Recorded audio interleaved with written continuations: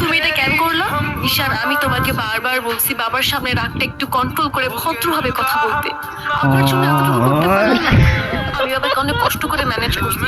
তুমি জাস্ট একটাবার কি সরি বলো, সবকিছু ঠিক হয়ে যাবে। আমি কেন সরি বলবো? উল্টো তোমার বাবাকে বলো আমাকে এসে সরি বলতে। ঈশান, ফল্ট তোমারও ছিল। তুমি বাবার সাথে শাউট করছো। আর একটা সরি বলে যদি সবকিছু ঠিক হয়ে যায়, কেন সরি বলবা না? কারণ আমি সরি বলি না, আর বলবো না বলছি তো বলবো না, ব্যাস। তোমার ইগোর জন্য না তোমাকে কিছু বলতে আমি ভয় পাই।